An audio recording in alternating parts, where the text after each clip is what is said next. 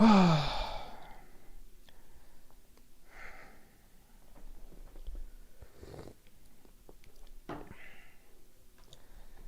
hello, hello. All right. It's happened. Hold on. It's happened. I'm so sad. All right, we got to open up the late points again.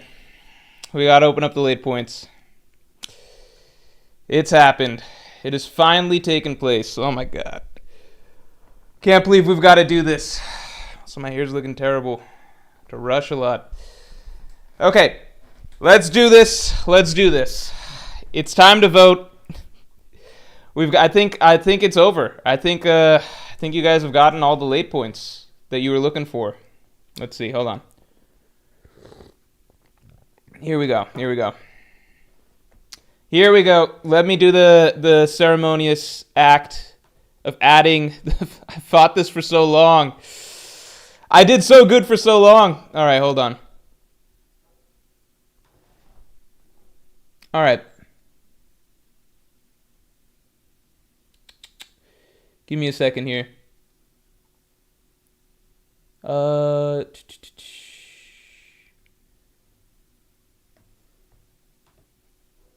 One sec. Sorry, I gotta read one thing.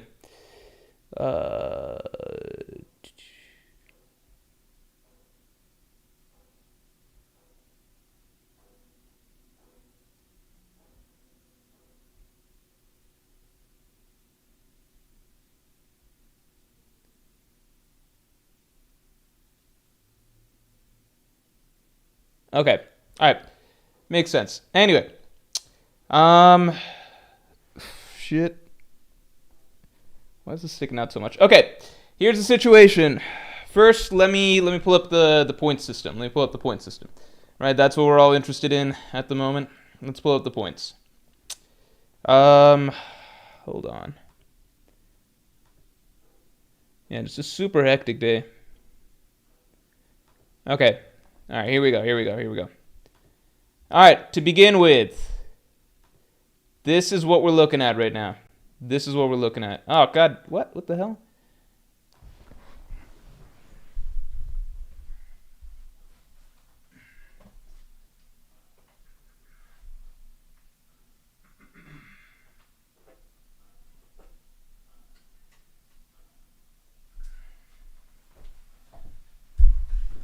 All right. Let me shift this shit over. Here's what we're looking at. Okay.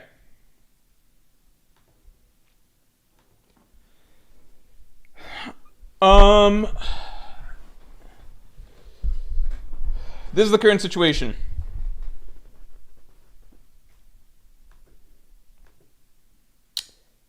Here is the points that we've got. Here's the points.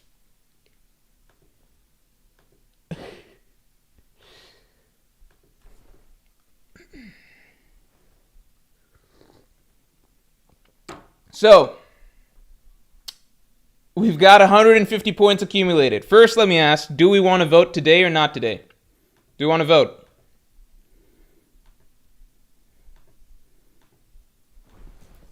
Do we want to vote today or not today? Vote today, vote another day.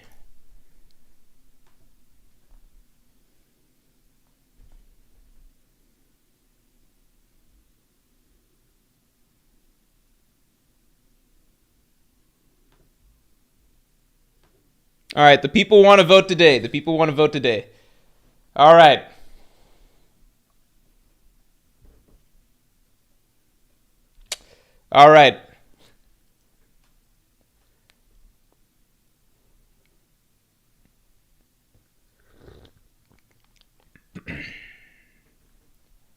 Now my second question.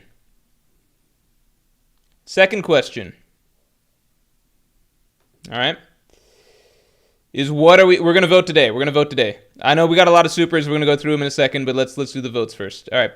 Second part of this. All right. We're going to do the 150 point values. What are we spending on? Play a game on stream. make in defense of Wano video. Collab.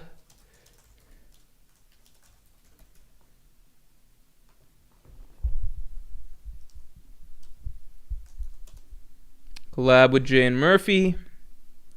And then lastly, we got, I guess, something from lower point total. All right. Here we go. All right, y'all ready? Let's do it.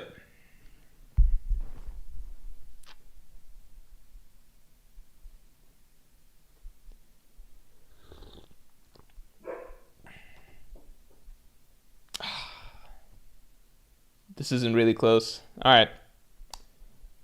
Make in defense of Wano video. All right. Here's the thing.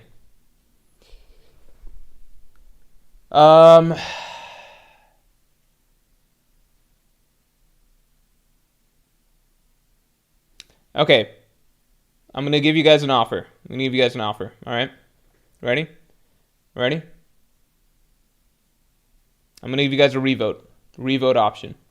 All right? I'm willing to go ahead and drop this point total and this point total. I'm willing to drop both. All right? We can do a repoll. All right?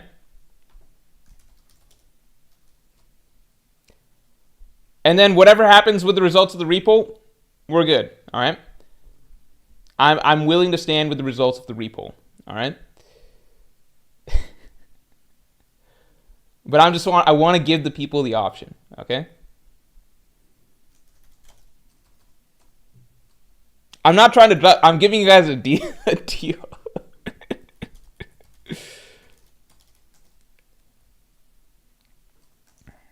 All right.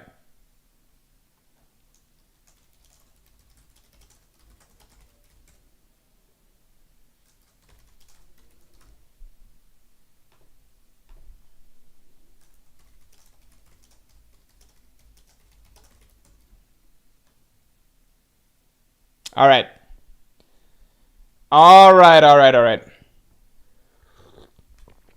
You guys ready?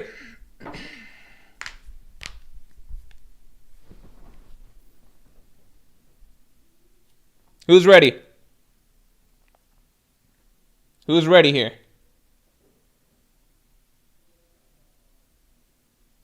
All right. I want everyone to think about these options. Think about the options. All right? Think about the options. I want everyone to really soak this in. Everybody soak this in. All right? Ready? What do we want to spend the points on? Where's the Wano analysis option? That doesn't exist because I've got to do that regardless.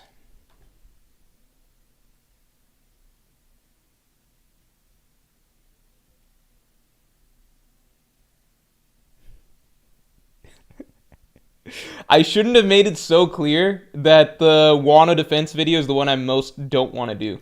That is okay. I am at peace with that. I can do that. Remember, the rule is that I can upload whenever within 6 months, right? So that's the rule. So what day is today?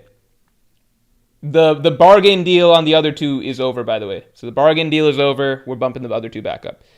I can upload in the next 6 months. So let's see. So today is December 5th. So, I mean, that makes it pretty easy, right? So it's 5th of June. All right, 5th of June. Let's set it in stone, right? So here's what's happening.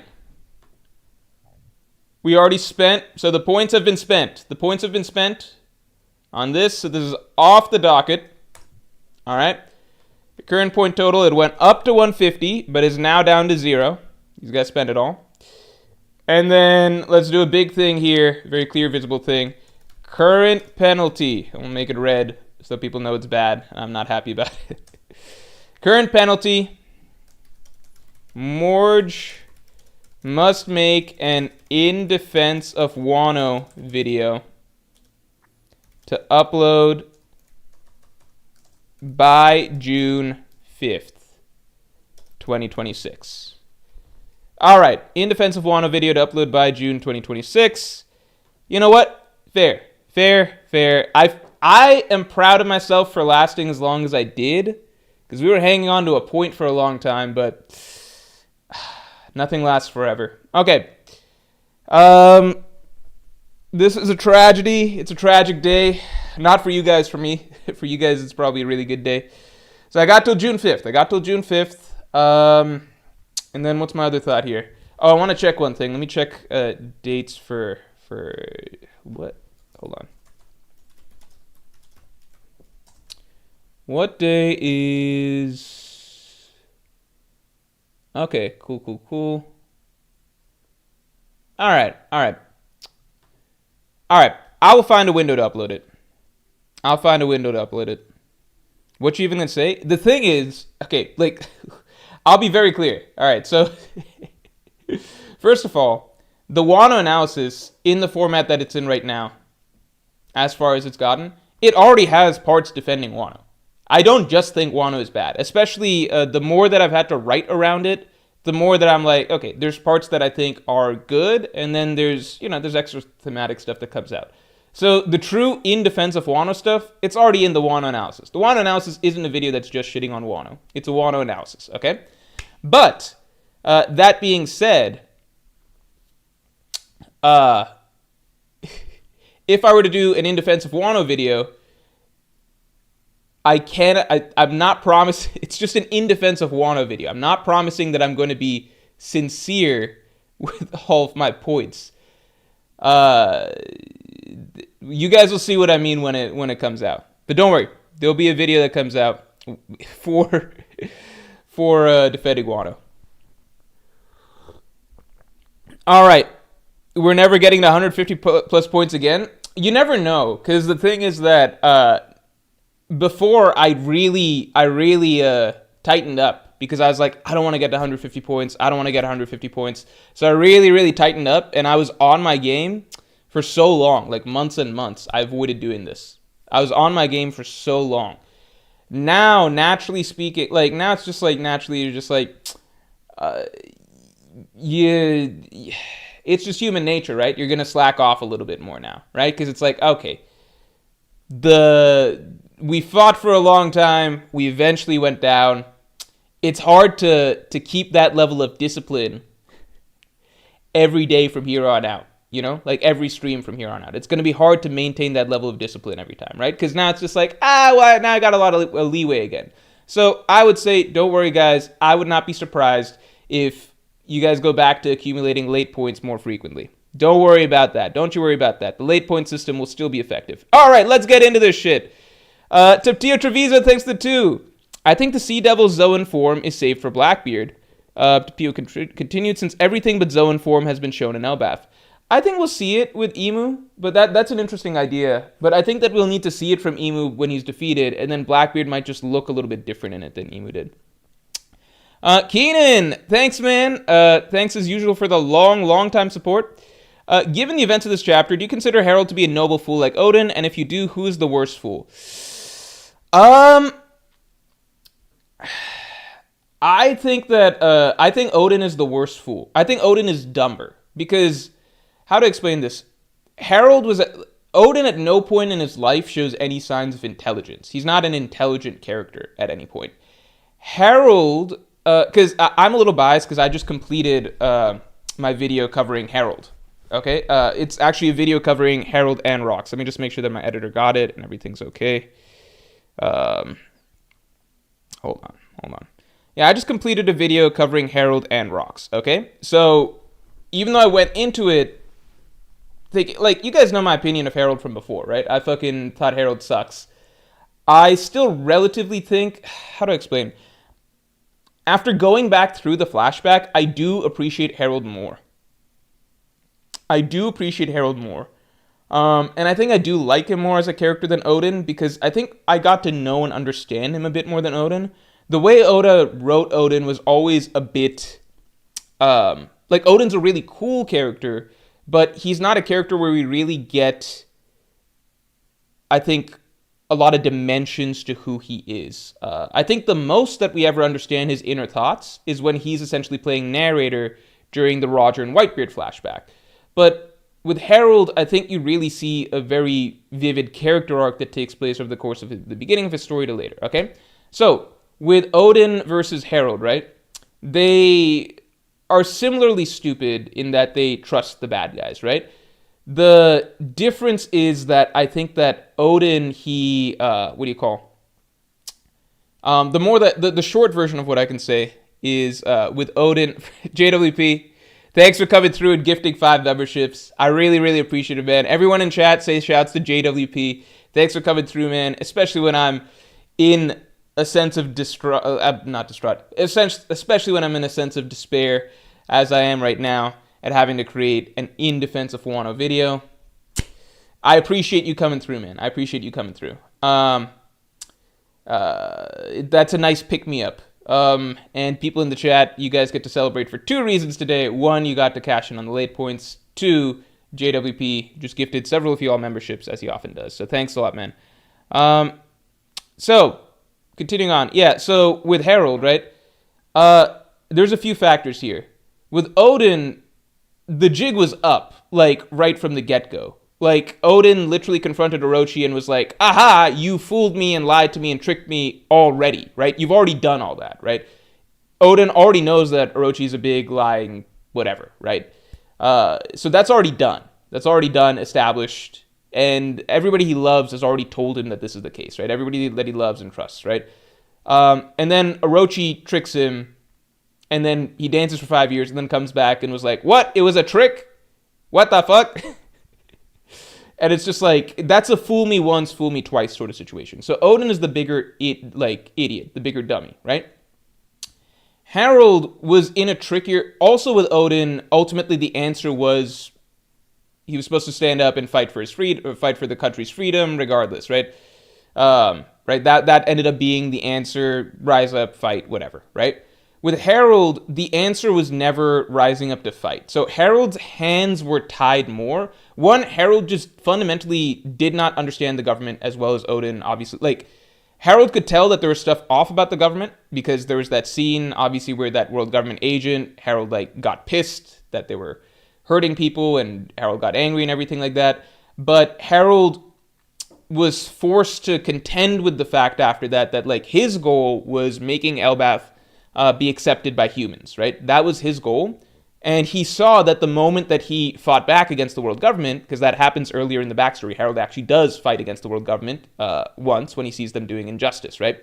So he does that, and then he immediately sees that now the world government is going around telling the people of the world that, hey, look, the giants are really evil, they're really violent. So Harold's like, okay, fuck, that doesn't work. Like, in Harold's situation, it was established unequivocally that for his goal, which was ingratiating Elbaf with the people of the world, building harmony, etc. For his goal, violence literally could not be the answer. The more violence, the more you try to fight against the world government, the more they can spread this BS propaganda, etc. And it destroys any chance of Elbaf making peace with the people of the world, right? So his hands were ultimately tied. He shouldn't have ultimately, like, his mentality essentially became, okay, I can't fight them. The only way to achieve his goal was to play along with them, right? That play by their rules, right? What he didn't realize, that he probably should have realized, because he is still stupid, but what he should have realized was basically like, even if I, like, both roads are a dead end, right? Even if I play by their rules, I'm not gonna, like, they're gonna trick me or whatever, right? He should have figured that out from the beginning. Even if I play by the rules, it's not gonna work. But he did already try violence, and that didn't work, right? So Harold was in a tighter spot with his goal being peace for Elbaf. He was in a tighter spot than Odin. Odin was basically like, I've already been fucking tricked by these people. I know that they're lying to me, right? I know that this is not correct or whatever. Okay, let me play peaceful or whatever. Okay, peace didn't work. Now let me try fighting. And it turns out fighting does work. He almost had them through fighting. Like, it's a very different situation in that in Wano, it was just straight up, you need to defeat these guys, whatever. You need to defeat these guys for freedom. Harold's goal was never freedom. The Giants of Elbaf never struggled with freedom. They were already fine, right? Their goal was, we want to make friends. It's a very different situation. We want to make friends. We want to be harmonious with humans, right? So Harold has a very different problem, one that fundamentally could not be solved with violence.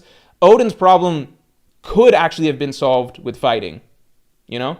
That's not to say that Odin was wrong to go the peaceful route either, because Oda doesn't necessarily portray that as wrong. But if you're just saying, like, who was in the more difficult conundrum and who made the stupider choice, they both did. But Odin definitely had a lot more wiggle room and a lot more information and still made a stupid choice.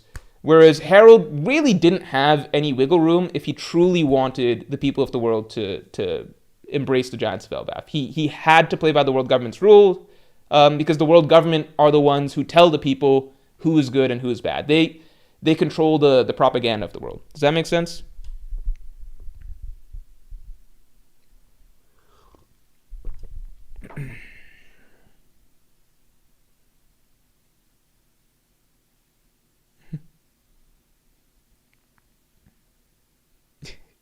Yeah, I don't think Harold is smart. I'm not saying Harold is smart. I'm just saying he's not Odin dumb.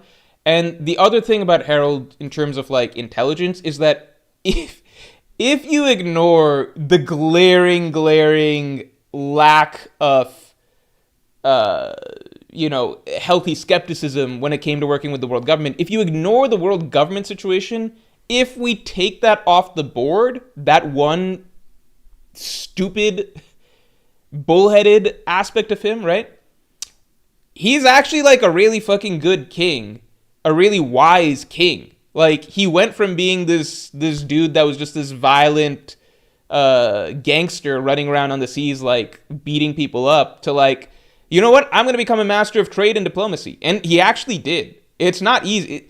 I think Harold might low-key be the best king in terms of like, in terms of everything he did, like reforming Elbaf, which was once like a nation that's built purely on violence, barbarianism, or whatever, reforming Elbaf, actually establishing trade with all these other nations after centuries of like humans hating Elbaf for attacking them and everything, like that is all very difficult stuff. That's not easy stuff. That's probably the hardest job any king in Elbaf has had to do. He was just stupid when it came to the world government itself, when it came to understanding the big fish that he was negotiating with, right?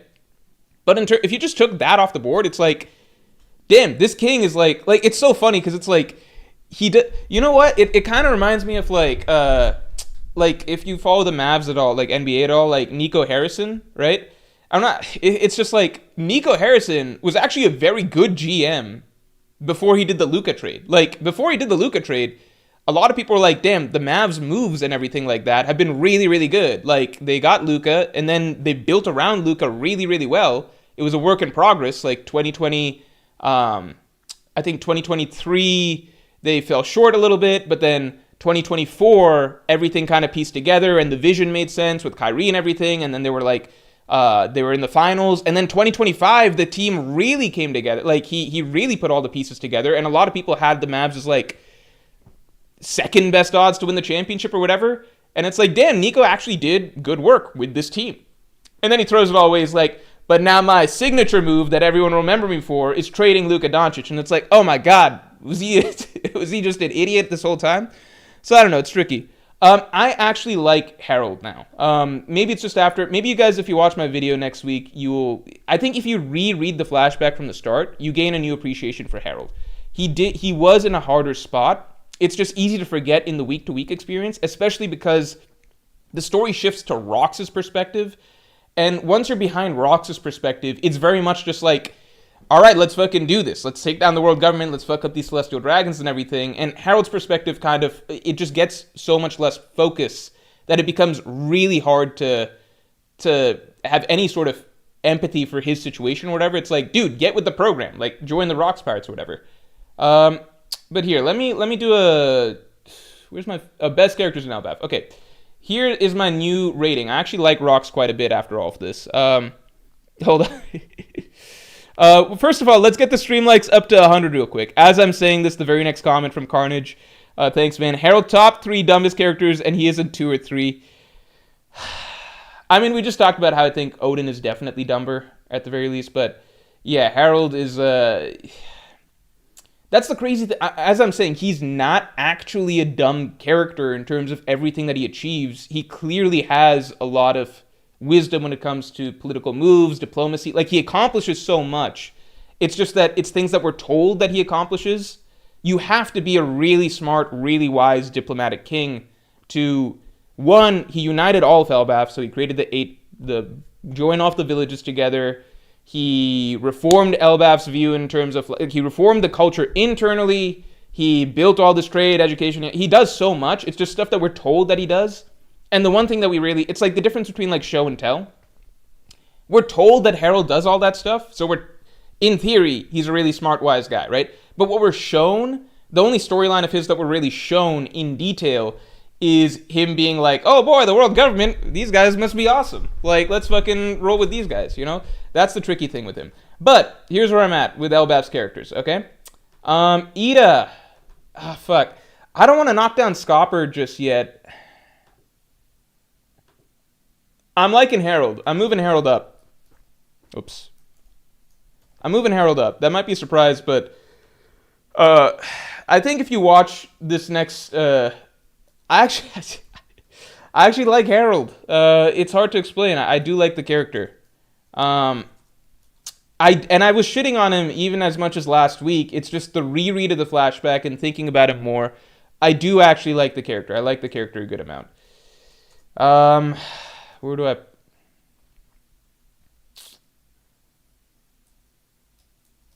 I got Harold pretty high right now. I think I might have him like here, and then Ida a little bit like here.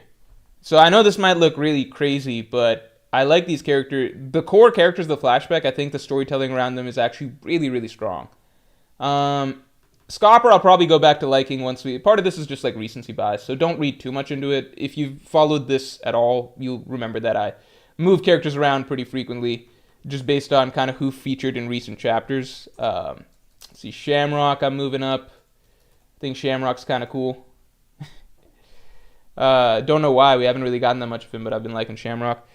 Oh, ranking's not on screen. Oh shit, my bad. My bad, guys. Okay, there you go. Yeah, I just moved Harold up. If you saw my ranking before, I had Harold way down. If you remember the last time I did this ranking, I had Harold, I dropped him a bunch. After rereading the flashback, I know it might sound silly, but rereading the flashback, getting all my thoughts on it out and everything like that, I definitely encourage you all to watch next week's video. It is a pretty hefty and I think very strong analysis video, personally. It's a longer video than usual. It's a good one. It's a good one. I think it's... I wonder if it will shift a lot of people's opinions on Harold, personally. Alex Trader 420, thanks for the 5. Kid will reappear in chapter 1179, 100 chapters after he was defeated by Shanks. Kid was defeated by Kaido 824, reappeared in Wano on 924. Ah, that's a really interesting observation. I never realized that. We'll look out for that. Loman ITV, thanks for the 5. What is with the Wano analysis jokes? Don't you already have one out? Oh, I technically have one that's out for the first Act 1 and Act 2. That was way earlier, and that was a much simpler video to do, back when I was much more optimistic.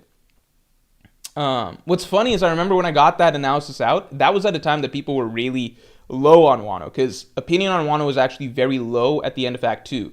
I was the idiot that was thinking that things would turn around in Act 3, so I was like, let's just wait, and all the good storytelling, like dramatic storytelling stuff would happen in Act 3. Instead, Act 3 is pretty much just fights, and that's something that satisfied a lot of people, but I was like, oh my god.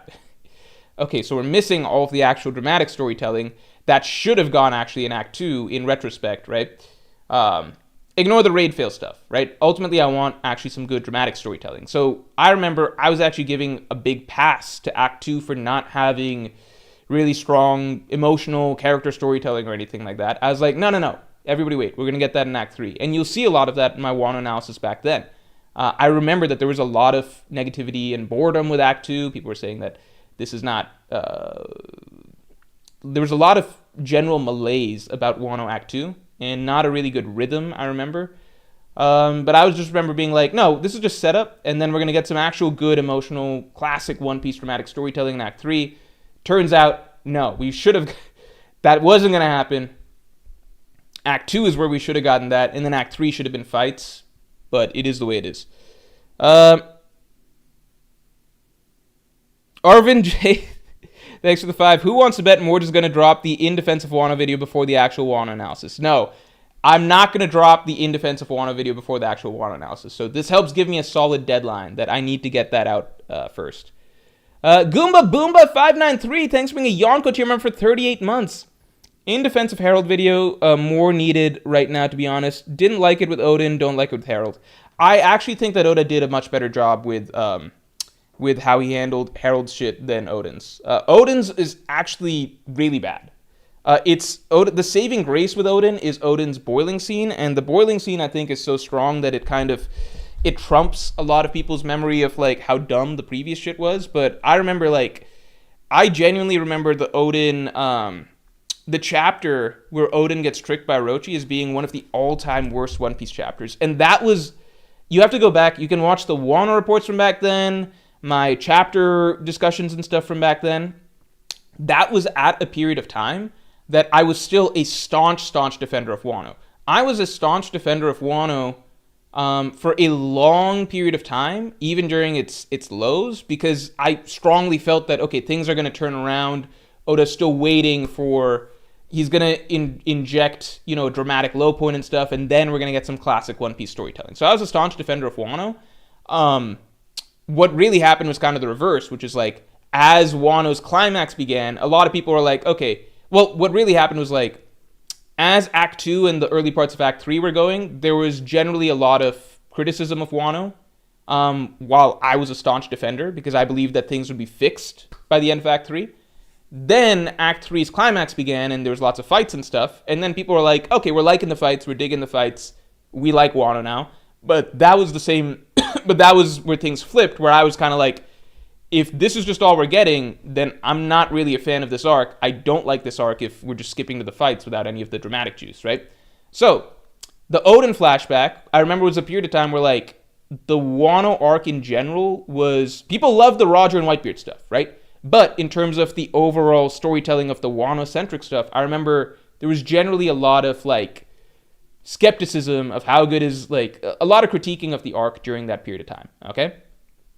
The Oden flashback, when that chapter happened of Oden dancing or whatever, I remember that was, like, almost a breaking point for me. I was like, I still felt fate that Oda's going to fix all this once the raid gets going, but I was just like, this is just so incredibly rushed. It wasn't even the logic of it, because people, like, point out, like, Oden was stupid, yada yada. It was how absurdly fast it happened. I've never before seen a chapter like this in One Piece. The chapter begins. It's like a fucking, like, ridiculous, like, Looney Tunes type Scooby-Doo montage, okay? The chapter begins with Oden barging into Orochi's room and being like, you tricked me. You deceived me and the people of Wano and all of that stuff. You tricked me and manipulated me. Yada, yada, yada, right? You're evil. You're a manipulator. You tricked me. And Orochi's, I'm going to fight you now. That's how it begins. You tricked me. You manipulated me. I'm going to fight you now. Okay? Then Orochi says, wait, but what if I told you this? And then it's Oden's like, what? And then, quick, for the next, like, 10 pages, it's just like, Oden runs outside and begins dancing for 5 years. And it's like, da, da, da, da, da, da, da, da, and then this happened. Oden was just dancing for 5 years. And then we get to the end of the chapter, and it's Oden confronting Orochi again, and it's like, wait a second, you tricked me, you deceived me, now I'm going to fight you. So if you read that chapter, it's the most absurdly stupid chapter, arguably in all of One Piece, outside of when Saul was revealed to be alive, right? Because the chapter is literally like a comedy loop. It opens with Oden being like, you lied to me, I'm going to fight you now. And Orochi's like, oh, well, here's a new lie. And Oden's like, a new lie? Dances for 5 years. And then he's like, wait a second, you lied to me again, I'm going to fight you now. The chapter is like it's like a gag. It's like a comedy circle that happens in the space of like 18 pages. it's so fucking funny to read because it's just like, you would script this as like a fucking skit. Like, do you lie to me, Orochi? It's time for an ass whooping. Orochi's like, here's a new lie. Oden's like, I guess I'll believe the new lie. 5 years plays. Oden's like, wait a second. This was a lie. I'm gonna fight you for real this time. It's like Luffy fucking, the Luffy Foxy gag with Luffy like getting tricked by Foxy's mask. And then Luffy being like, I'm gonna kick your ass. And then Foxy's like, well, here's a new mask. Luffy's like, a new mask. Wait a sec, this is a lie. I'm gonna kick your ass again. But imagine that's like the dramatic centerpiece of this entire flashback, and it's actually meant to be treated seriously here, not as a gag. That's how dumb the Oden flashback, like that part of it was. So it's not just the concept, it was the manner of execution was so comically rushed. Anyway. Continuing on.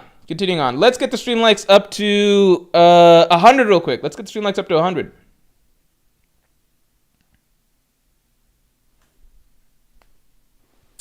Musa.co, thanks for the 5. Funny how much of the Oden slander increases in the community the more time passes. I don't care for him in the manga until the anime made me like him. I mean, I like Oden in the end, because I liked him at the beginning of his story. I liked him at the beginning of his story. I enjoyed him for most of his story. He's just a character I felt like we didn't really get to know. He was a character that felt more like I don't know, like we were always at a distance, even when he was narrating stuff, and that's like, again, the most that we got of his inner thoughts. I still feel like I didn't really get to know the character, but part of it was more what he symbolized, you know, putting Wano on his back, etc. I liked the way that he went out. It's one of my favorite death scenes in One Piece. I think it's a really cool scene. I just didn't like that part, you know? Weekly Zone, and thanks for the 5. Hey, Moch, if you don't mind me asking, which Watch Mojo videos did you do? I did 2. One was on action movies. You know what? I'm actually curious. Here, let me go back. Hold on. I'm actually very curious. Hold on. Let me see if I can still find it.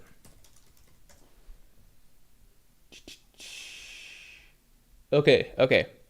So I did 2. I only did 2 that I did 2.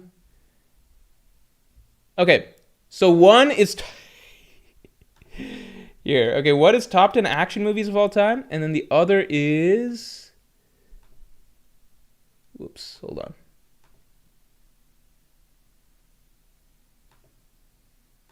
Top 10.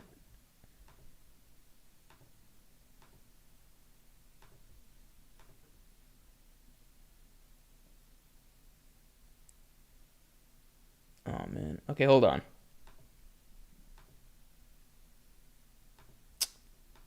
Oh, no, I think this was my submission. Was this my submission to them? Hold on. Let me see if I can find the actual thing. Hold on. I think top 10 action movies was my submission.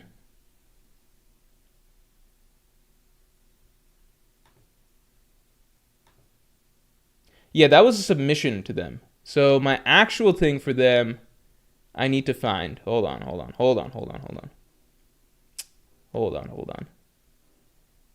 Yeah, this is, okay, that's why it's a truncated document. Let me see my other email. Now I'm curious, because I did 2 for them. Okay, here we go. Mojo.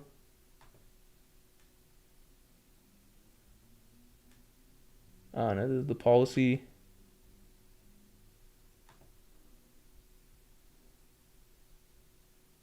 No, what the fuck?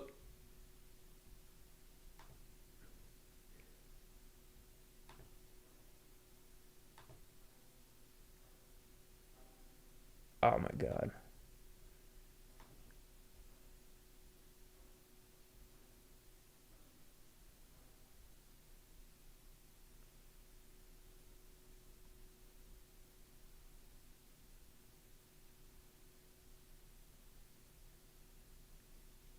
Top 10 superhero casting. Okay, I did top 10 superhero casting. Let me see if I can find this.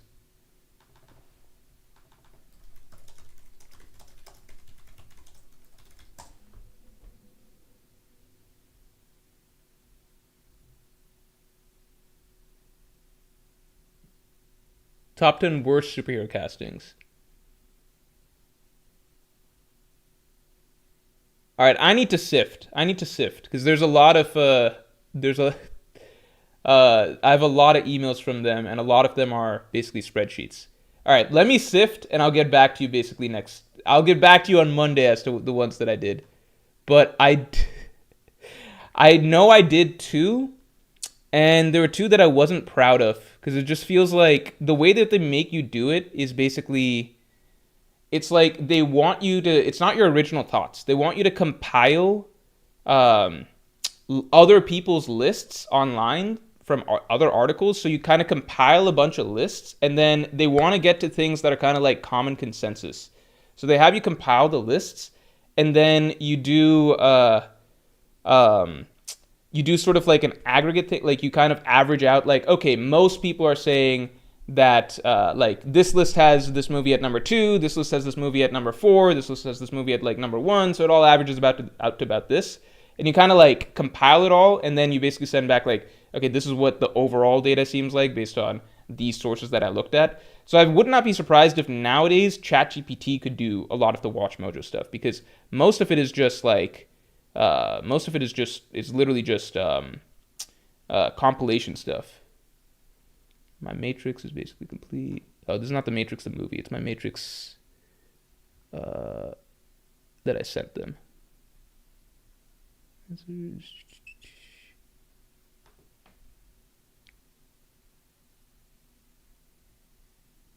Yeah. Okay.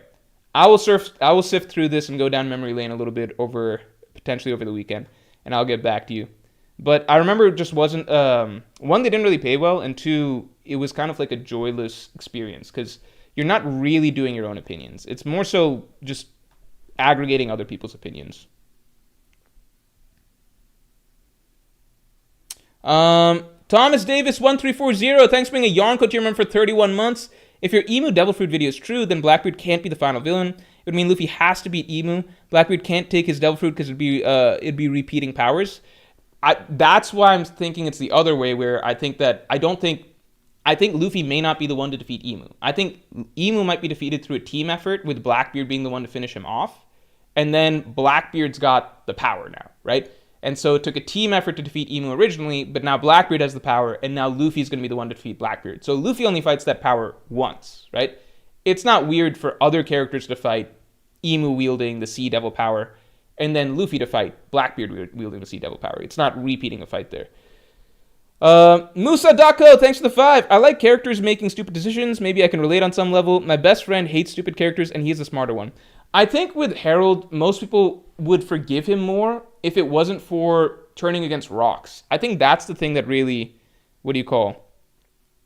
I think that's the thing that really was the deal breaker. Because I think if you erase the rocks, if you just told Harold's story, right, but you removed rocks from the equation, I think people would be behind Harold. Like I think readers would enjoy Harold's character and respect what he stands for a lot more. But it's the fact that it had to take that dark turn of Harold turning against Rocks, especially when it wasn't mutual, because Rocks didn't want to fight Harold, and Rocks all the way to the end was still trying to be Harold's friend. And it really hurts that Rocks' final words, his final words basically are him defending Harold, and he's telling Emu, like, fucking lay off my friend Harold, he just wants peace, right? That's what really hurts. I mean, technically, Rocks' other final words is he's, like, about to die later on, but I'm saying, like, his final words when he's, himself. Like, him... Obviously, the Dominator reverse he had worn off and stuff later, but, like, that was his fading, sort of, like, fleeting thoughts. I'm saying, like, his final proclamations and everything were defending Harold. Oxtaword 738. I don't think Harold is genuinely stupid. I think he had a lot of cognitive dissonance and was stubborn to the point of ignoring blatant red flags. I agree, but I think that... How do you explain? Like, again, I go into it in greater detail in my video, but Harold didn't actually have another option. There wasn't another option because he did...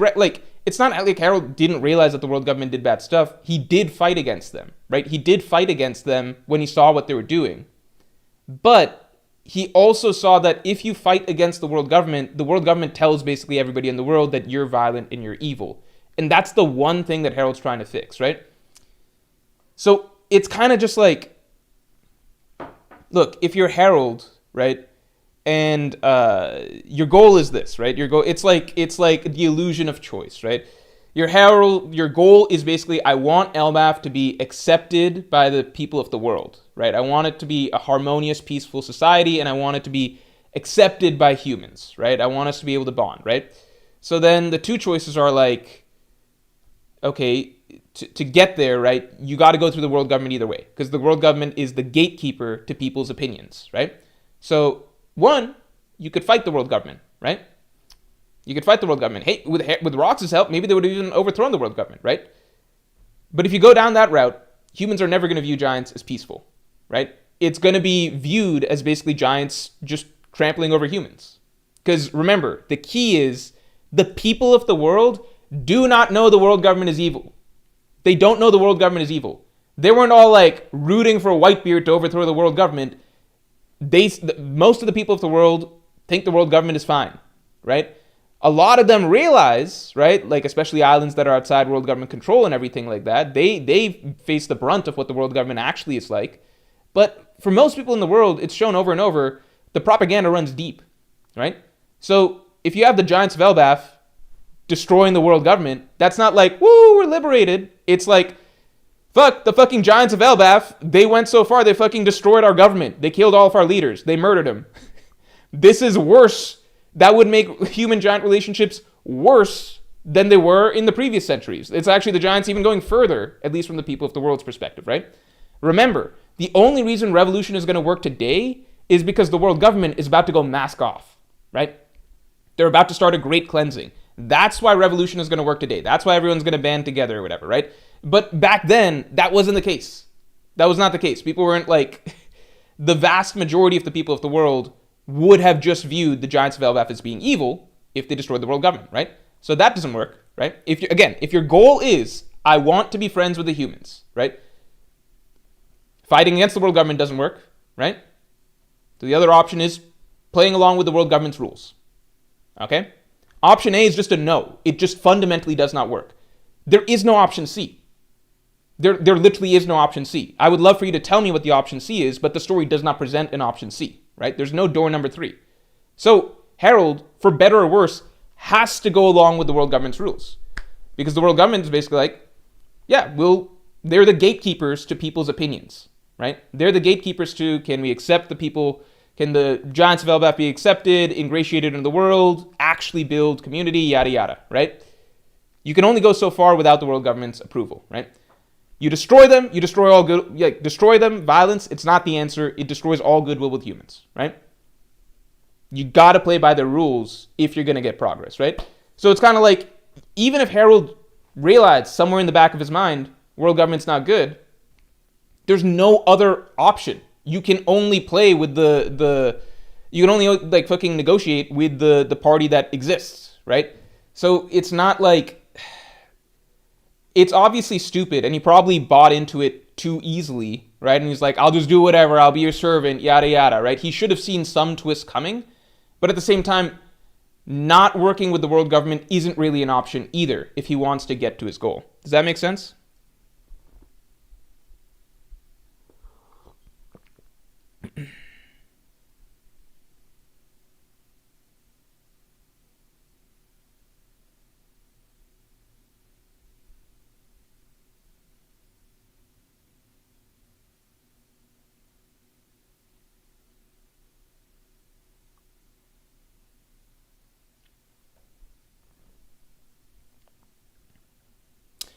Knut Worgen with a great point. This is actually talked about in my coming video. Whole arc seems like an inverse of Fishman Island. Harold Rocks is Otohime, Fisher Tiger.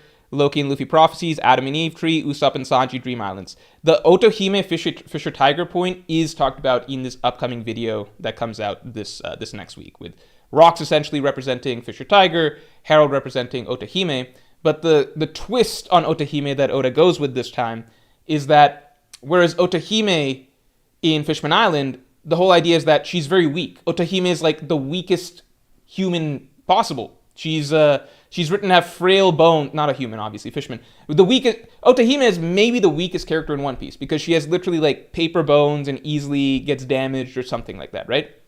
and she fights for peace, right? She has this extreme ideal for peace, right? She fucking trusts the Celestial Dragons. Keep that in mind. She wants to work with the Celestial Dragons to bring peace for the fishmen, right? Like, and people don't usually call Otohime, like, fucking stupid and stuff. I really think that most of the hate for Harold comes from betraying Rox. I think people wouldn't be as upset if he just was obeying the Celestial Dragons or whatever. Because, again, you'd be like, Otohime, the fucking Celestial Dragons and world government have been so terrible to the fishmen for so long. Shouldn't you know that they're not to be trusted? People aren't usually, like, shitting on Otohime for trying to make peace with the Celestial Dragons, right? Harold, I think a lot of it comes from the fact that he's very deliberately, the total opposite end of the spectrum of Otohime. Because Otohime, she's so weak, right? That's what Oda establishes. It's an extraordinarily, absurdly weak physically weak character, right? So there's some sort of, like, level of respect that we have that she's still fighting for peace regardless, right? With Harold, he's the strongest. That's the whole point of his story, right? It begins with him being the strongest and believing he's the strongest, right? His story is about setting aside his strength and choosing to pursue peace regardless, right? Choosing to humble himself, make himself a servant, all of that, right? But he begins his story as the strongest being on the ocean. The only person stronger than Harold is Imu, right?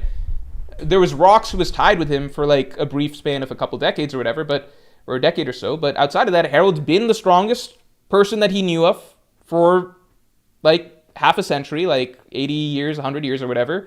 And he continues to be the strongest today. That's why it's such a different, I think he's viewed through a different lens than Otohime.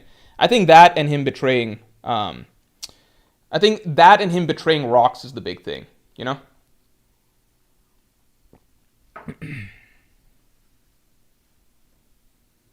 Virgil Hawkins says, I was born with glass bones and paper skin. Every morning I break my legs and every afternoon I break my arms. At night I lie awake until my heart attacks put me to sleep, says Otohime. That was, what's that from? Is that SpongeBob? Is that SpongeBob quote? Unless I'm totally misremembering. VJ Vice, thanks for the 20, man. Harold and Ida mirror each other and show the pitfalls of pacifism. Ida is poisoned by a bad actor who will never accept her. Harold's story is the same, since he tries to negotiate with a bad actor who will never negotiate fairly. I agree with that overall point, that they do show the pitfalls of pacifism, but if you look at the story holistically, and again, watch this Tuesday's video, the ideal... Oda's not that black and white when it comes to these things, because one of Oda's favorite things is to show that a lot of times you can stick to the right. It's not about One Piece's morality is not outcome based. That's why it has so many tragic noble characters. It's not results dependent, okay?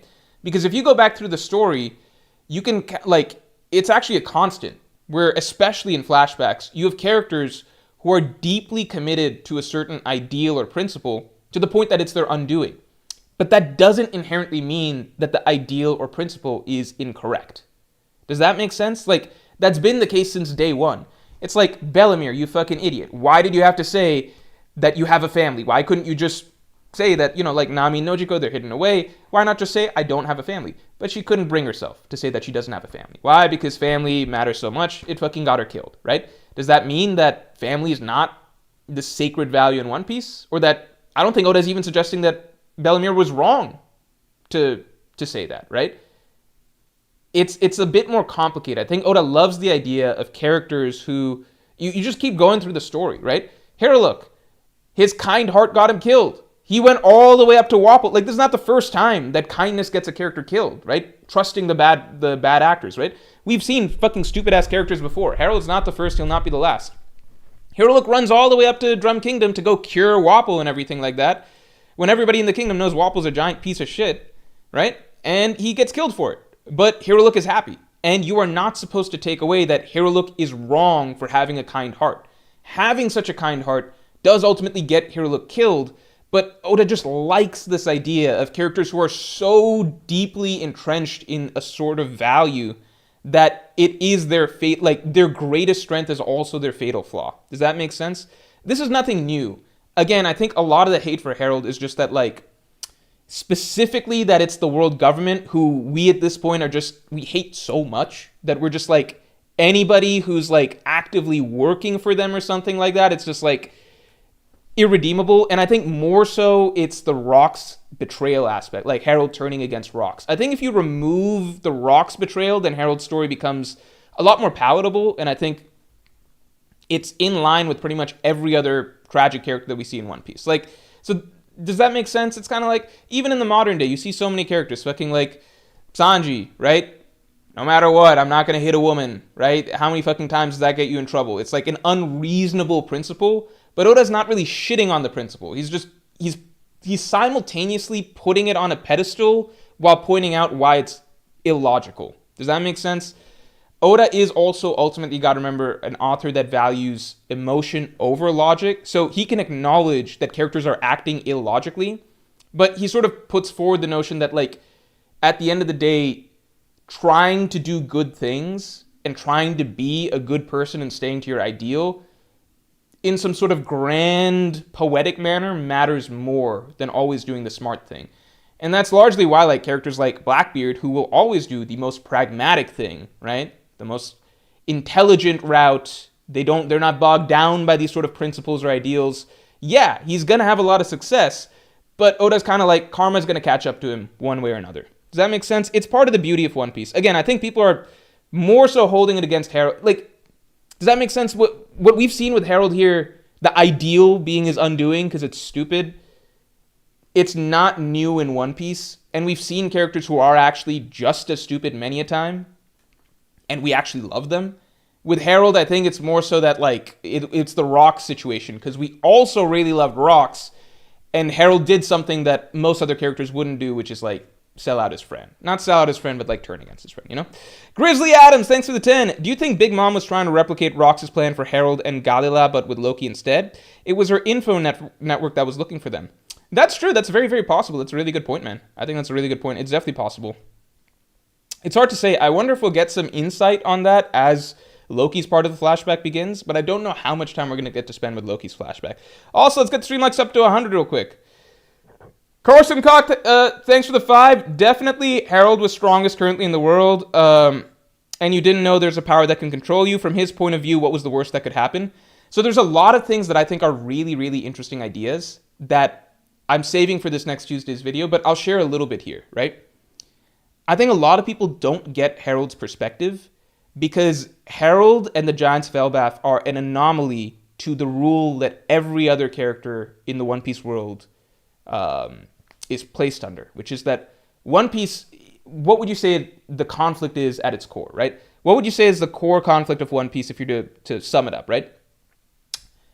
Freedom versus oppression, right? That's generally it, right? That's why the world is underneath the thumb of this great oppressive power, right? The world government, you know, they rule everybody with an iron, blah, blah, blah, blah, blah. The world government just is over everybody. And you see these races, the fishermen, they want to fight to be free. The buccaneers, they want to fight to be free. In smaller places, right? Like the Tontatas, they want to be freed from Doflamingo's rule. Like everywhere you go, it's like freedom is the biggest thing, right? Like Nami's village wants to be free from Arlong. The fishermen want to be free from the world government. Like everything's about freedom. Everybody's kind of oppressed in various ways everywhere that we see, right? And the world government is the biggest oppressor in the world.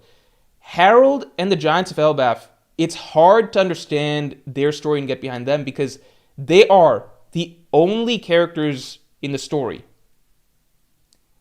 where the problem is not freedom. Harold begins his story with absolute freedom. Literally. There's nothing. The Giants of Elbaf, their whole story is that for centuries, they could do whatever the fuck they wanted. They had absolute power. Like Shamrock even says the Giants of Elbaf, they used to rule the New World for decades. Like, fuck the fucking Yonko and shit like that. That's new stuff. But for centuries before that, before the Age of Pirates, it was the Age of the Giants. You go read the first chapters of Harold's story. The whole idea is that Harold is the one character in One Piece that's never had to worry about jack shit because he spent his whole life doing whatever the fuck he wanted. Because he was the strongest on the ocean, by far, and he also had the strongest nation in the ocean underneath him, the strongest empire in the ocean, by far. we can assume that if Emu really, really wanted to like devote all of his forces to eliminating Harold and the Giants, he could have, right? But Emu doesn't really work that way. So what's established is that the New World, at the very least, is ruled by the Giants, much like the New World today is ruled by the four emperors, and that's kind of the one stretch of sea that the world government doesn't have dominion over. The Giants of Elbaf had that, right? So that's what's unique about the story. That's what makes it so cool, and that's why Harold falls in a different category. So, like, when you say you didn't know there's a power that can control you, from his view, what was the worst that could happen? That's the thing, like, everybody is feeling like, why didn't Harold join Rox in the fight? Why didn't Harold join Rox in the fight, right? Why would he? Like, there's nothing for him, from Harold's perspective, there's nothing for him to rebel against. The world government doesn't have jack shit on him, right? You got to remember, Harold and the Giants of Elbaf, like every other place in the One Piece, like the Shandians, they're trying to rebel against Enel. Dressrosa, they're trying to rebel against Doflamingo, yada yada, right? Everybody else is trying to rebel against oppressors. Harold and the Giants of Elbaf, they were the oppressors. There was nobody fucking oppressing them. They were the oppressors over humans. Like, that's their perspective. They've got nobody to rebel against. They're not trying to, you understand? It's the reverse. That's what's so cool. That's what's so cool. Obviously, that's not the case with Elbaf today, because Elbaf today has been fucking neutered beyond imagination, right? That's why the world government can fight them and everything now today. But the whole point of the story is, like, what if you came at everything from a different angle, right? Like, what if there once existed a force that had so much freedom, it was actually a problem, because they just did whatever they wanted. They hurt humans, they ran roughshod over, like, the entire New World, and nobody could check them, right? Harold's not going to have the same mentality as Rox, where Rox is like, we need to fight back against the man, and Harold's like, who's the man? Probably some tiny little dude that I could fucking crush, right? Like, it's different. He already had everything. He had freedom. He could do whatever he wanted. He and his people basically ran the seas. There's no one for him to fucking rebel against. No one's ever told him no. No one's ever fucking confined him, right? He cannot empathize with what Rox is trying to do. What Harold's actually trying to do is try to be like, hey, humans, we had too much power over you guys. We want to give that up, and we want to be on the same level playing field. Like, we just want to be just like you guys. It's a very different story and angle, and it's very antithetical to what we normally see in One Piece, which is yet another reason why Harold's story is it's just harder to get his perspective or feel on the same side, because it's like, we're supposed to be part of the revolution, man. And Harold's like, revolt against who? Like, does that make sense?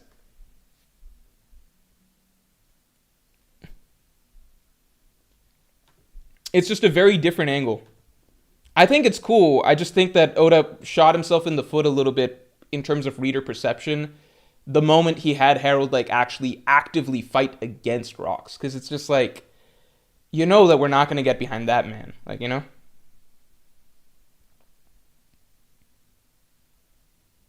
All right, continuing on. All right, we got to move a little bit faster. Here. Okay. Fatingo, thanks for the 6. Morge, I'm a professional voice actor, and I wanted to show support. One of my favorite creators by doing this short Spanish dub for your most recent video. Hope you like it. I'll post it below because I can't super links. Oh, shit.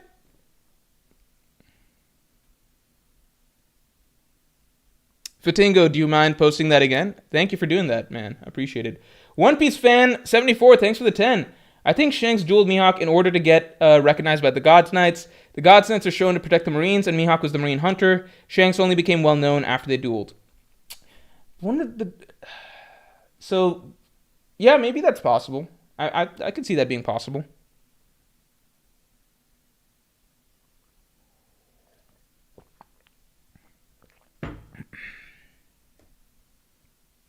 I think that could be possible.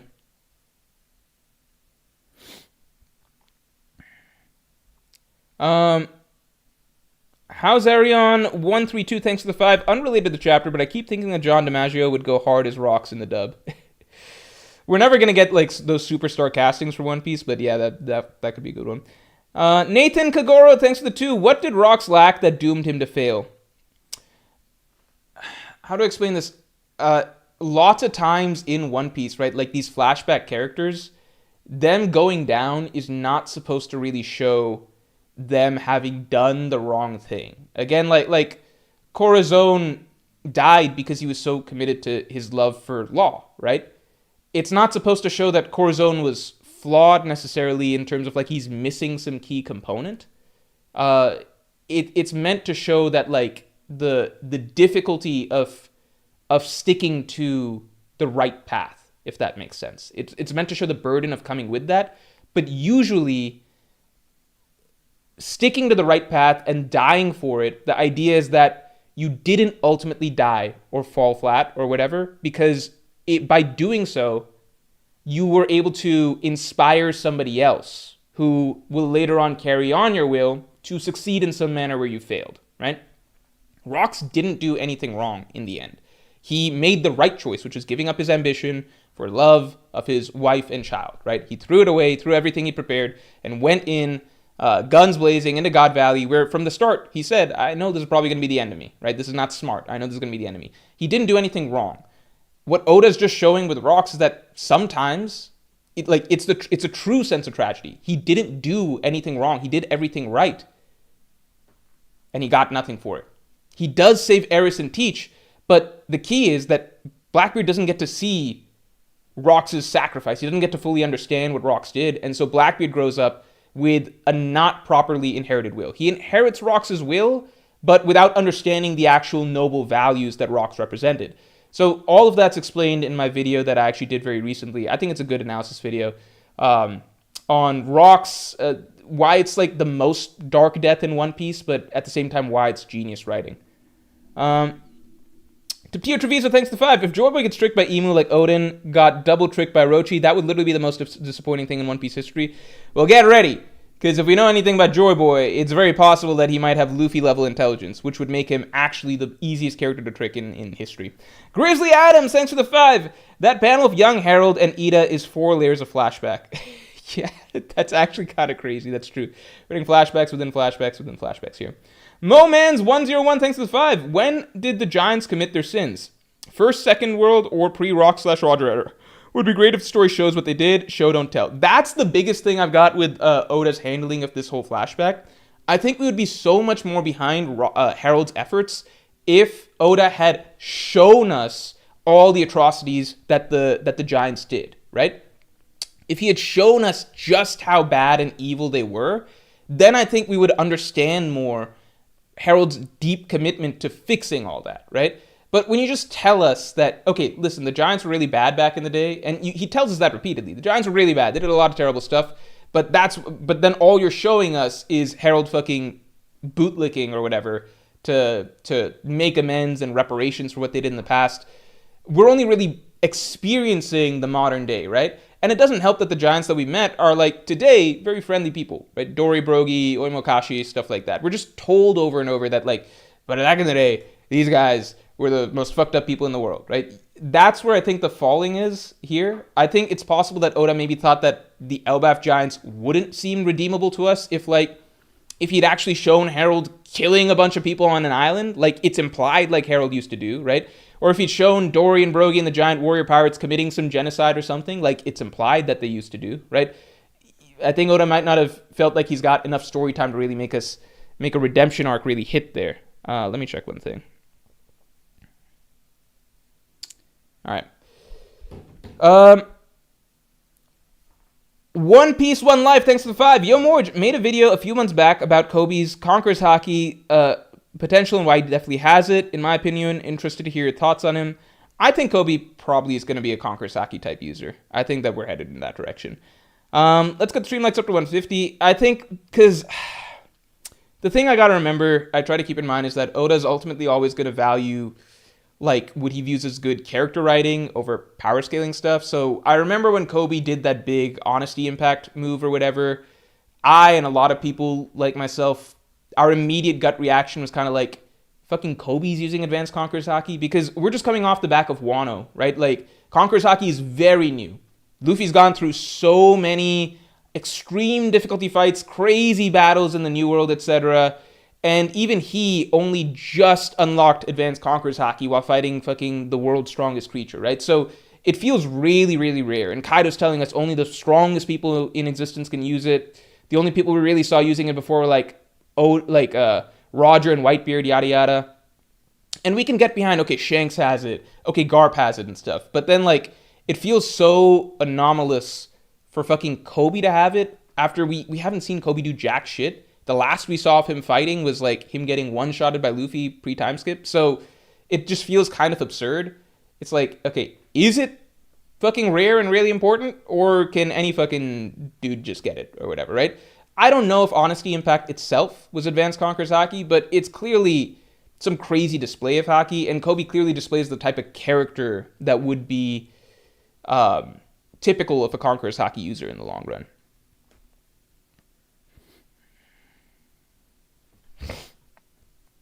The Ancient Giants got the Rocks treatment with government propaganda. No, because with the Giants, it seems as though it's actually it's like legitimately the case that they were barbaric, because it's the Giants themselves that acknowledge this over and over. And there's a lot of narrator quotes that seem to indicate that, like, it's not just that they were that they were considered fearsome or something like that. It's like they actually did have a reign of terror over humans.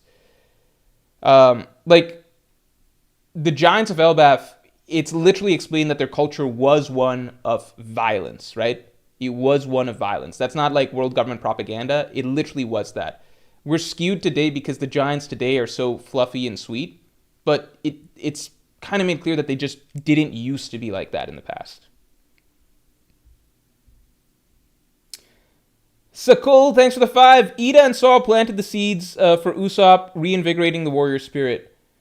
Yeah, I think that part of the story of Elbaf is going to be that warrior pride, warrior spirit is going to matter. It's not like you should just completely throw it away, but you should be able to pick and choose when is the right time to fight and when is the right time for peace. JWP, thanks for the 10. I think Harold's actions were fine and reasonable until he saw Imu on the throne. That really should have been alarm bells for him to leave. I get it, though, since he felt like he was so close to his goal. Yeah, I definitely agree. It should just be like, all right, this is all looking really sketchy. This is all looking really, really sketchy at this point, right? And even if he wasn't tipped off by the Imu on the throne thing, when Imu granted him power and he finally, like, he actually experienced, like, he probably should have gotten an inkling, like, okay, this dude might be dangerous, right? Something like that should have happened. Winham Cruelty, thanks for the 5. Do you give the theory of Shanks letting the Sea King bite off his arm so it gets rid of the Shallow Sea contract? I mean, he could have just cut off his own arm then. Why is it Sea King magic that's needed? I don't get that theory, unless something specifically is explained, like you can only do it unintentionally or something like that. I don't know, because it's just like, why not just cut off your own arm? Or have Ben Beckman do it or something. We know Ben Beckman likes cutting off arms, right? That's kind of his thing. So I don't really get that theory. I also, from my understanding, the Shallow Sea contract doesn't actually do anything. My understanding, I might be wrong, is that one is more symbolic, but then it's once you get the Deep Sea contract that now you're kind of tied in some way, but I might be wrong.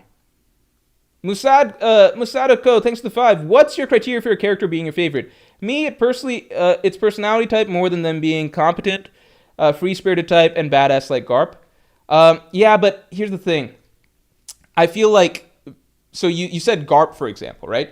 I think that there's also an inherent aspect that, like, is it just a coincidence that Garp just so, like, the character that you like because he's free-spirited, etc., also just so happens to be, like, tied for strongest human, strongest non-devil, like one of the strongest characters ever, like a Pirate King level character who just helped defeat, like, Dom University Rocks, like, who gets all these crazy cool feats and hype and everything. You know what I'm saying? Like, I think that people like to believe that they only care about characters based on their writing, but then it also just so happens very often that the characters that people really, really love tend to also happen to be characters that are very competent and capable, right? My personal belief is that even though characters can have, like, really, really strong writing, people are also inherently drawn to characters who are, let's say at the very least, impactful to the story, right? Impactful and have moments that aren't just, like, good emotional writing moments, but moments that, like, where they're able to have a lot of agency and autonomy in determining what happens in the story. And I think that also just happens to naturally correlate a lot with characters who happen to be really strong, right? So I don't know. I just think that the correlation there is really, really sharp to a point that a lot of people may not even realize that a lot of why you like a character may also be tied to the fact that they are a very strong and capable character. Does that make sense? And that's not saying that, like, yeah. That's not saying, like, you only like Garp because he's strong, but it's just, I think that there's a strong correlation. I think what most people like is people like characters that are very well written. I think there's three factors that generally affect how much people like characters, right? I think people like characters who are one is certain personality types, right? Like the general, let's call it level one, just like what is the overall personality like? Do you vibe with that, etc.? You could also say design plays a little role in that as well, right? Then, like, the depth. Do you feel like the character actually has some good writing around them, some strong depth? Either, are they multidimensional, yada yada. Maybe you are looking for character arcs or whatever. And then third, you probably want a character that is impactful in some ways that feel meaningful to the story, and you want to feel like that character has agency, yada yada, right? People like those types of characters. I think it's also an inherent aspect of just humans in general. People in general, like you walk into a room, right? You sit down with a random group of people or whatever. I think people subconsciously sift for people who seem subconsciously like winners in a sense. People who seem capable, people who seem attractive, people who seem like they've got things together. And I think that there is a tendency in society and in people to sort of subconsciously sift out or not even acknowledge or notice people who are maybe less standout, less like seem like they've got it less going together, if that makes sense, right? Like it's a sort of people subtly always shift for we're attracted to the ideas of winners versus losers. Like it's just the way it is. So like very often in storytelling the same can apply where a character can be actually very well written, but maybe they don't have the best design. And maybe they don't get very many moments where they look good, in the story. And I think that those are very often not going to be people's favorite characters. It's just a natural consequence of the way people are. I'm not saying that's the case for everybody, but it is there's a correlation, I think, especially in shonen series where especially fighting and stuff like that matters. Musa.co, thanks for the... skipping, hold on.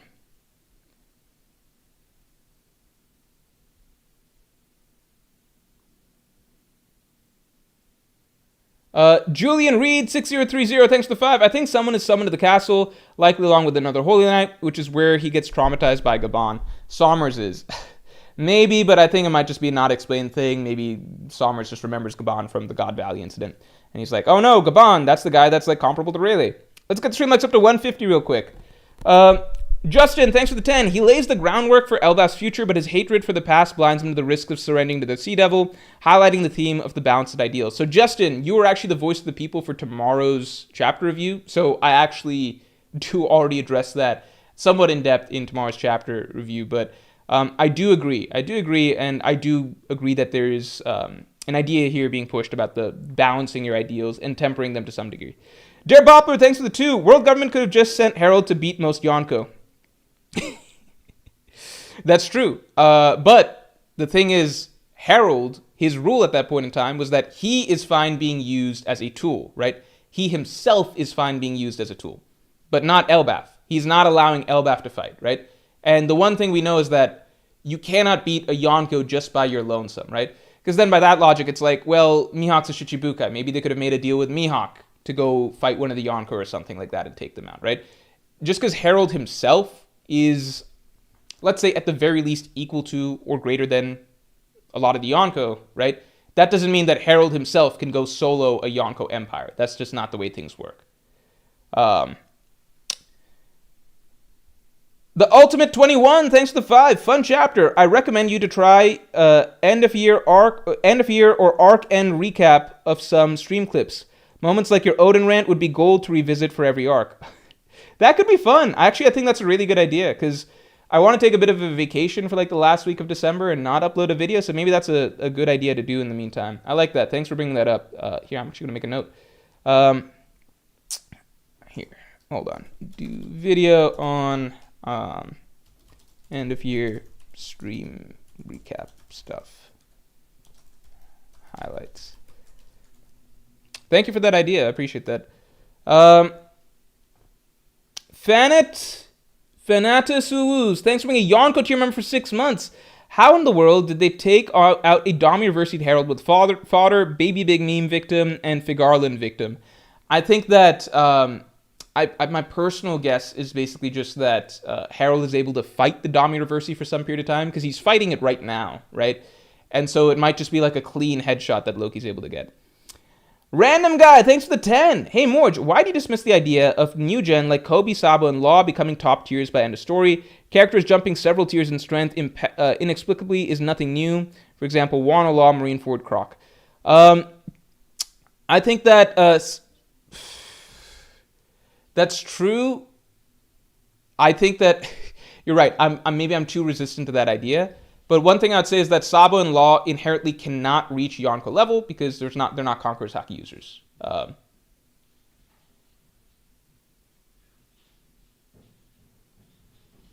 Okay.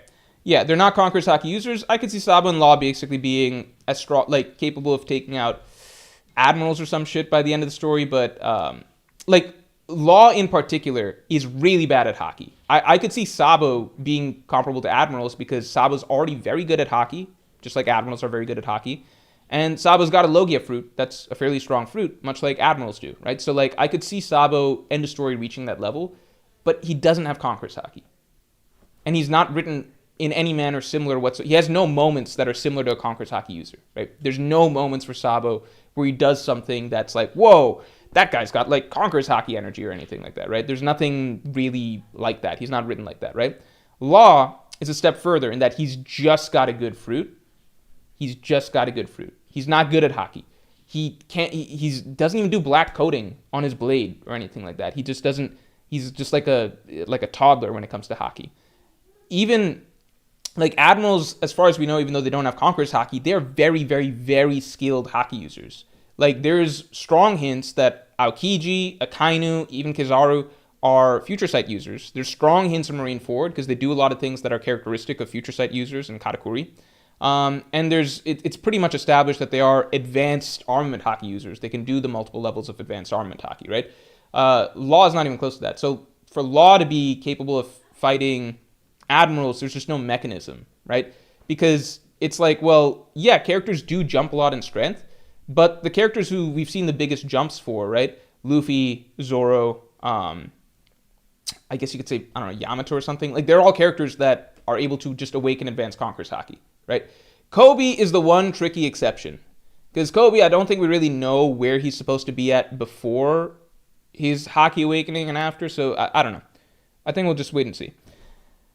I think it's partly with Kobe, my skepticism is that he was so far behind Luffy, Zoro, and the Straw Hats or whatever pre-time skip. Whereas with Law, he was like a contemporary of theirs, right? So like him getting big jumps kind of makes sense, right? He can't get to Yonko level because he's not got Conqueror's Haki. And Sabo is technically ahead of Luffy and the Straw Hats for a long time. They've just passed, like, Luffy's just passed him up recently. Zoro's passed him up recently thanks to advanced Conqueror's Haki. And so if it makes sense, I would say like, that's why the one character that I believe could reach top tier, if Oda wants to keep him around, is Kid. Because as much as I dislike Kid, it's just like, well, he has all the tools, which he's got a really good fruit, and he's got Conqueror's Haki, which means that Oda can just write him being Yonko level, right? Because consider right now with Kid, most people would already say that he's like, most people would say with Kid, a lot of people at the very least would say that Kid, with everything that he has, is he as good as Rooftop Luffy? Like Luffy before he had his Conqueror's Haki awakening, right? Like, would you say it's comparable or whatever? Maybe a little above, a little below or something, right? So then by that logic, if Kid also gets a Conqueror's Haki awakening, then he would reach Yonko level, just like Luffy reached Yonko level after he had his Conqueror's Haki awakening, right? The simple way I'd put it is Sabo and Law, I can't see them becoming Yonko level because they've got the hard cap of not having Conqueror's Haki. Kobe might have Conqueror's Haki, but he's also so far logically behind the Straw Hats to begin with that in my mind it should take more catch up. Otherwise he's just got like an insane growth rate. But Oda can do whatever he wants.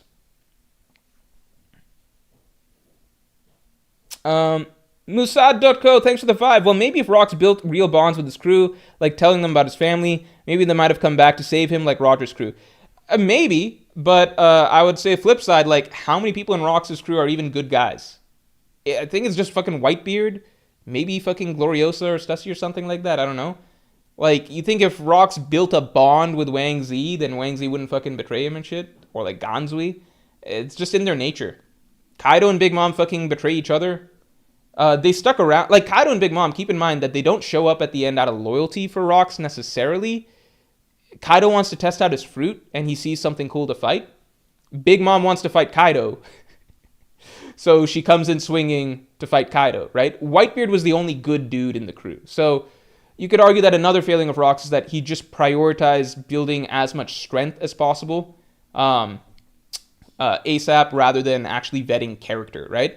I don't think Rox failed to build bonds with his crew. They clearly fucking hung out at the bar all the time, and they liked hanging out with each other, right? We saw that. Like, they liked drinking with each other. They're having a good old time. It's just that inherently the nature of the people that he surrounded with himself with is that their bonds can only go so far. It's superficial to some degree. Sir Missile Monkey, thanks to the 5. Maybe that's the point where Harold is simply delusional in his ambition at this point. He took one crash out from Ida and went full bore afterward. I don't know. I'd say just wait for next Tuesday's video. Next Tuesday's video expands on a lot. I would also say that Oda, just because it's a flashback, he has to be very economic with his storytelling, which is why maybe some decisions that maybe should demand more time for it to really make sense or whatever, Oda just moves a little quickly with. This flashback also takes place over decades, so he's just trying to move it fast. I'm not saying it's the best type of storytelling, but we're just trying to get across, like, what are the ideas here, right? Virgil Hawkins, thanks for being a Pirate King tier member for 38 months, man. Thoughts on Oda's plan for Blackbeard's sisters? Where are they? Plus, first time watching Mad Men, and I recall you praising it, but more people need to watch the show. Top tier TV. Also, watch Haikyuu. Oh, you're saying it's greater than Breaking Bad? I mean, I think it's kind of silly, because, like, so with TV, there's so few TV shows that have, like, really, really, really, like, serious writing, dialogue. It's because, like, there's a lot. TV shows basically run the spectrum of, like, you can have okay, first Blackbeard sisters, right? I think Oda said in some interview that was just an idea he had, but that might not necessarily be something that he actually includes in the story. So I might be wrong on that, but I think that was my takeaway. So I don't know if we're getting Blackbeard sisters now.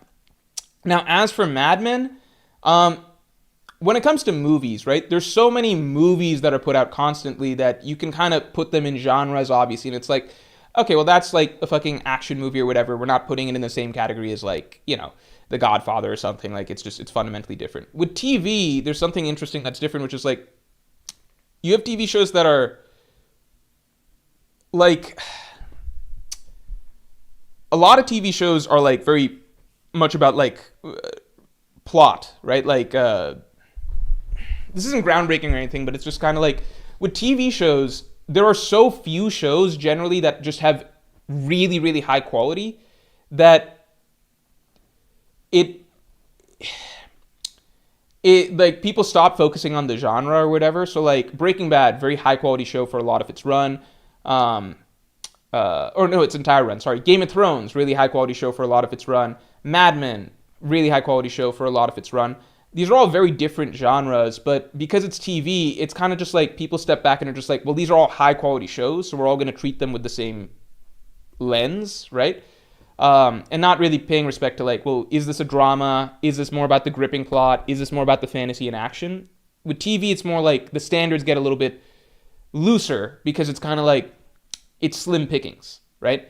Like, for example, Stranger Things, really fun, enjoyable show, but nobody would say that, like, the writing and, like, character development or all of that is anywhere close to, like, Breaking Bad, Mad Men, right?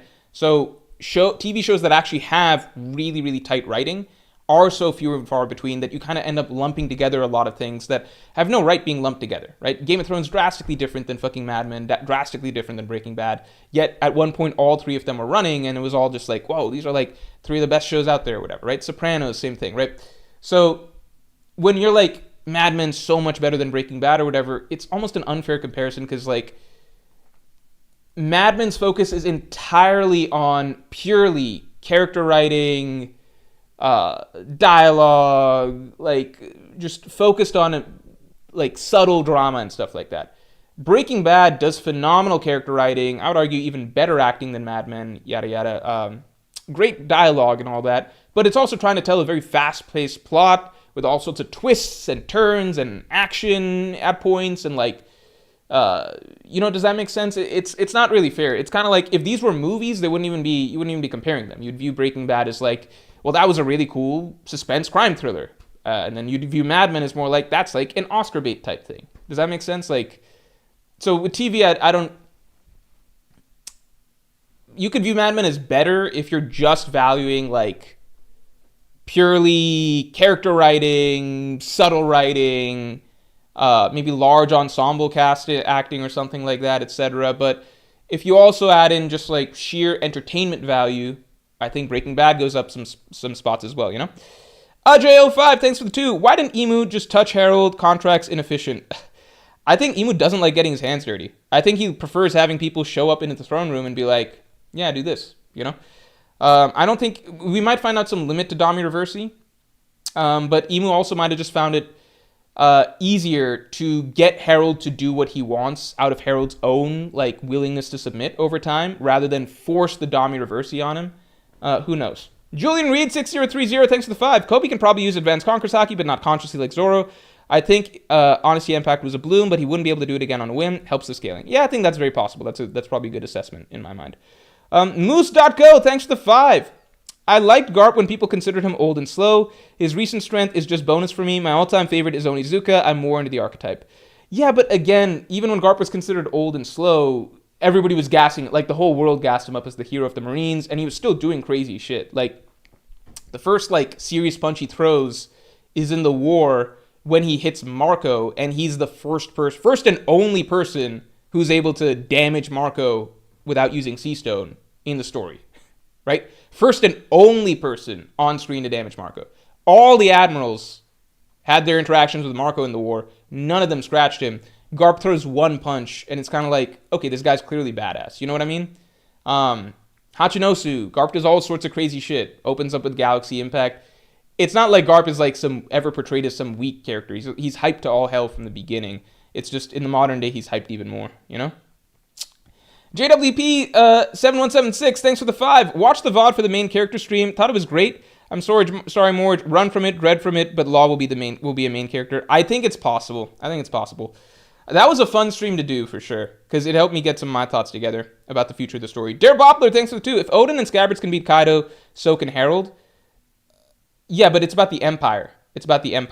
Right? I think obviously... Oh, you're saying Odin and the Scabbards just together could show up and defeat Kaido. I think Kaido's Empire was not as developed at that point in time. And the Scabbards, you still need some forces behind you or whatever, because the Scabbards took care of a lot of the foot soldiers while Odin could fight Kaido, right? Let's assume Harold and Kaido, however you think it goes, is like at least a high difficulty, extreme difficulty fight, right? If you gave Kaido an entire army backing him, and also King, Queen, Jack, yada yada, doing stuff as well, it's not like an easy fight for Harold, right? And the world government possibly loses their biggest asset, you know? Which is Harold fighting for them. So, I don't know, I think that it's a little bit more complicated than that. Maybe we get a better idea of Harold's strength with this next chapter. Who knows? Tiptia Treviso, thanks for the 5. How would you feel if Blackbeard is only written as a Conqueror's Haki user after he eats Emu's fruit because somehow it gives him Conqueror's Haki? I mean, I'd be okay with that because I just don't think Blackbeard's character is consistent with Conqueror's Haki, but I feel like Blackbeard needs significant buffs to be able to fight Luffy. End of story. JWP, thanks for the 2. Is current Sanji beating Kid, Law, or Sabo?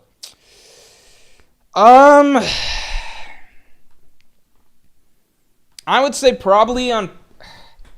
I think it's too hard. I think Sanji's like always the hardest character to scale, because like I think Oda just doesn't give Sanji a lot of feats. Like Sanji's biggest feat recently, so Sanji's biggest feat, he defeats Queen with relative ease once he gets Ifrit Jambe, and then after that it's a long time before he gets feats again. He gets the moment of blocking Kizaru's laser, right? But that doesn't tell us that much in the long run, but it is a cool moment, right? And it is a very impressive moment that shocks even Kizaru.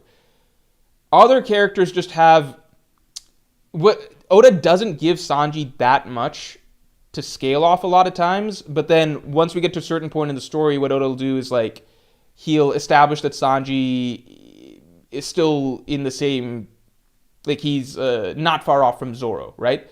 So often what you have Zoro is often like a better metric because he's getting a lot of battles and he gets fights against top tiers. Like he fought Kaido and everything on the rooftop, Kaido Big Mom on the rooftop, scarred Kaido 1v1, yada yada. So then it's kind of just like this game of trying to gauge how close is Sanji supposed to be to Zoro and then trying to gauge that against other characters. Does that make sense?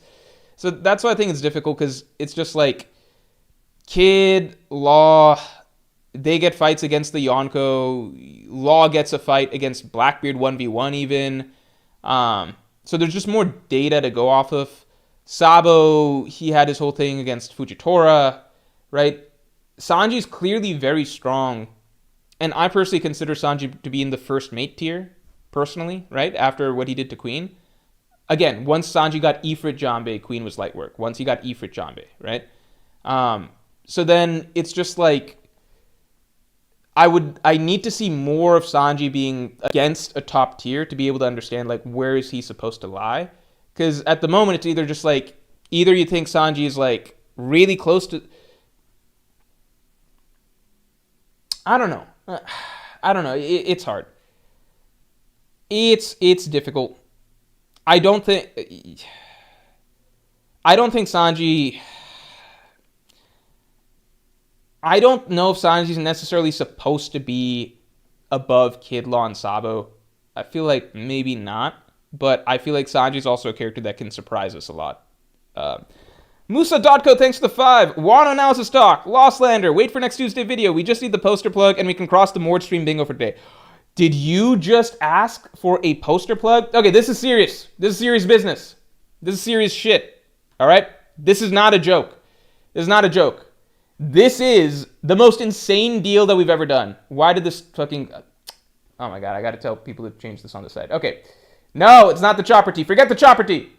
This is the biggest deal we've ever done. It doesn't... Whatever collection you liked... If you like all the collections, it's buy 2, get 4 for everything. Everything is on sale right now. Ships, islands, everything. It's all up for grabs. You can mix and match. You want new posters, you want rocks from here. You want the new Going Merry Skypiea version from here. You want 4 island posters, you can get all of that. This is the most insane deal that we have ever done. Go get these right now. This is our holiday special. Buy 2, get 4 posters. So this is for December only. Genuinely, this is for December only. We have exclusives for this month. Again, we've got Going Merry, Skypiea version. I told the original Going Merry that we put up when we did the ships, that's not coming back. But we do have new things that are exclusive. So Going Merry Skypiea. We've got Ace's ship, Ace's Striker. We got Maxim. My personal little favorite, we got the Sea Train, Puffing Tom. So those are new additions for the month. We got Shamrock. We got Garling. Go get these while you can, because everything is on sale, and you can mix and match all of these posters. It's all buy 2, get 4. You can get your favorite villain. You can get one of your favorite islands. You can get 4 ships. You can get 3 ships. You can get 3 island posters. You can get 1 island poster, 5 ships or something like that. You can get 5 boss posters, 1 island, all of it. You can get buy 2, get 4 off the boss posters. This is the most insane deal we've ever done. We're only doing it for December, this holiday season. And a lot of these things are exclusive for this season as well. Again, like the Going Merry. So get yours while you can. I'm posting this. This is me doing everybody in chat a favor, because this is probably the most insane deal you will ever see. If you want it for your own walls, if you want to buy gifts for your friends who are One Piece fans, if you've got 6 One Piece fans, buy 2, get 4, they all get a poster. Anybody that you know that's a One Piece fan is going to love these, and you can just get a huge amount of them this month specifically. So definitely go to the site and get them. Justin, thanks for the 5. Maybe Balance of Ideals is something Luffy and the Strats can learn in Elbaf the same way Roger and his crew learn possibly after God Valley, right? Yeah, that's possible. I think that's possible. Luffy doesn't always consciously learn these things, but I think he always takes away something from each. Meek, thanks for the 5. Hey, Mord, sorry, missed most of the stream. I had an allergic reaction. Favorite part of the chapter? Favorite part of the chapter? I think Ida's death scene was actually very well done. It's not big and dramatic like other ones. It's more bittersweet, the way that Oda does it. And I'm going to call the stream after this one. Angum, thanks for the 5. Rox went against Imu, got Dami reversied. Harold followed Imu and still got Dami reversied. 2 different paths, 1 faith, beautiful. You are going to love next Tuesday's video. It really delves into the juxtaposition of their 2 stories and what Oda is trying to do with that. All right, everybody. Thank you all for tuning in. Make sure you get your holiday posters today. This deal does not run for that long. It's buy 2, get 4, mixing and matching from all of the collections that we've ever done. So this is like our big, grand putting everything together for you guys. Definitely jump on those deals. Buy 2, get 4. 6 posters basically for an absolute steal. You can buy them as gifts for One Piece fans that you know. You can get them for yourself, for your own walls. So yeah, definitely check that out. And yeah, thank you all for tuning in. This is a great chapter. Seriously watch out for next Tuesday's video because I think that's a really strong one. It's a pretty long one as well.